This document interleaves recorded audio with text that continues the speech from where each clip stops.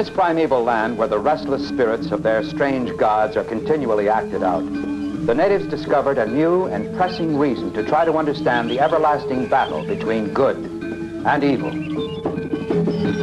Though the people who work the land are simple and uneducated, they are from childhood steeped in mythology. Closely associated with their primitive religion is the practice of magic. In addition to revering the spirits, the natives tried to compel the spirits to favor them. Awe and wonder led to belief that all things in nature, including trees, animals, and man himself, were inhabited by spirits, which led man to feeling a combination of reverence and fear. These feelings in turn led to sacrifices to the many gods. Some of these sacrifices were humans, and the natives presently are fearful that the practice of human sacrifice has been resumed. That possibility is at the heart of our story about the Golden Eye. To solve the mystery, or perhaps to plead to the gods for their own safety, many of the natives have been making pilgrimages to the 8th century shrine of Borobudur, the largest stupa in the world, depicting the life of Buddha. The 9 successive terraces are inscribed with scenes of suffering in the world of earthly desire, which finally give way to the world of the spirit. Others attend the ritual of the masks of evil in hope of being granted protection for themselves and their loved ones. Still others, believing the answer to the mystery lies with the tigers, attend the ritual of the Barong, which depicts their ancestors' victory over the dreaded tigers. Their ancestors could turn themselves into witches, another lost art in the modern world. Some visit the burial huts where the dead are first placed before being cremated. Symbols are placed on roofs to ward off the present evil.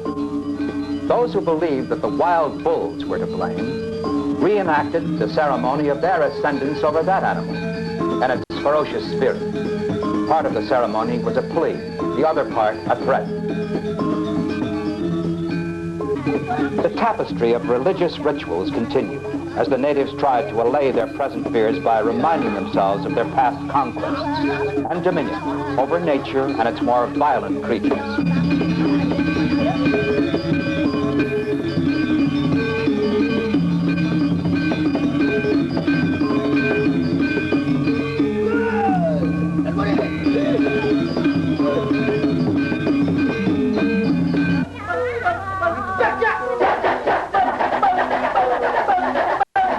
Across the islands, the rumors spread, and the natives gathered to invoke whichever gods they believed would ensure their survival against the spreading threat of what became known as the Golden Eye.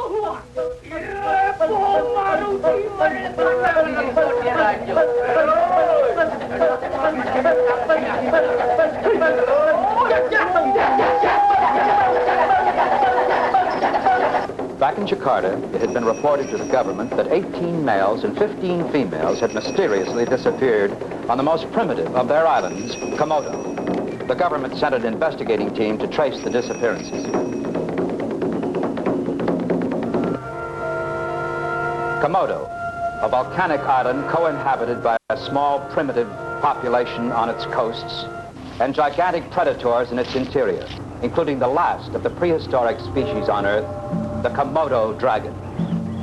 In the past, the islanders had been known to offer the bodies of their dead to the ferocious lizards in order to appease the powerful spirits of these last remnants of brute creation, whose own ancestors lived on this desolate island in total isolation for millions of years. The fearful lizard's diet consisted of other wild animals: goats, hogs, pharaoh horses, water buffalo, rats, and jungle fowl. Though they appear sluggish, their running speed can approach 40 miles per hour. Their normal attack distance is about 3 to 4 feet. Their bite is poisonous, and they can swallow weight superior to their own, consuming a pig or a deer in less than half an hour. Complementing their teeth, which are finely serrated like that of a steak knife, are sharp, talon-like claws at the end of strong, stubby toes, accompanied by a powerful tail capable of sending any animal sprawling.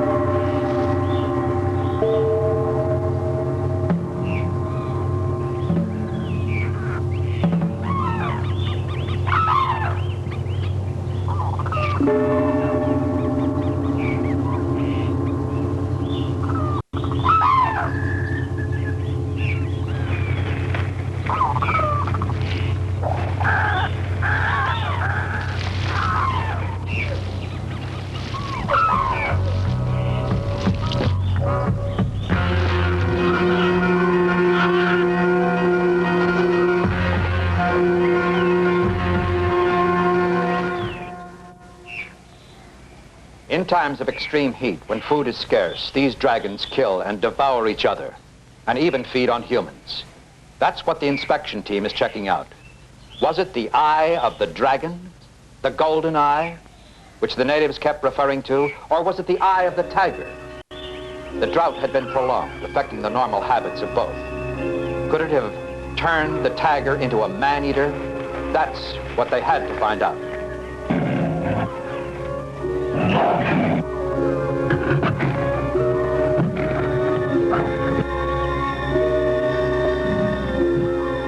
The natives tried to stop their animals from wandering off, but that failed to stop the tigers.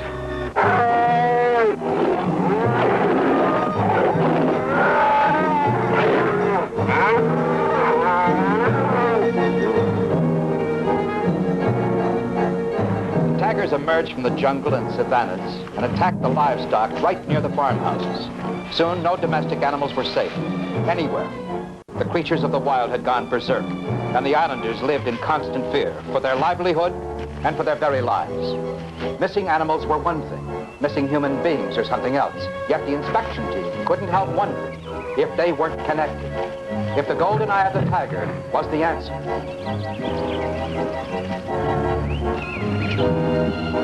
Some of the natives, recalling the horrific tales of man-eating tigers, were convinced of it.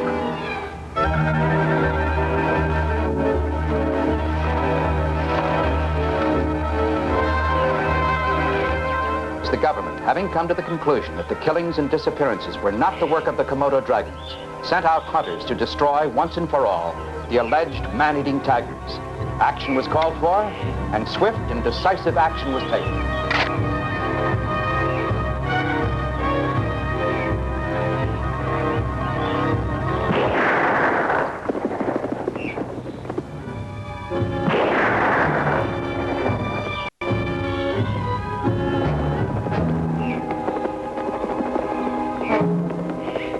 The islanders continued to vanish without a trace. It would take more than government action to stop the disappearances. It would take someone outside the government to find the key to the mystery.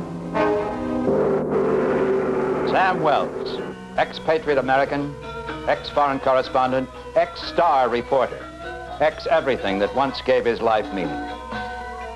Searching for a news story that would reestablish his former reputation and credibility. And he thinks he just may have found it. A few months before, an American youth by the name of Douglas Chase disappeared on an archaeological expedition. His father, the rich and powerful Senator Clinton Chase, posted a standing offer of $100,000 for information leading to his whereabouts, or for the recovery of his body if the boy were dead. It was definitely Sam's kind of story. Sam heard rumors of dozens of persons who had recently disappeared. But Sam's inquiries went unanswered. Attending the festival of death of what was rumored to be the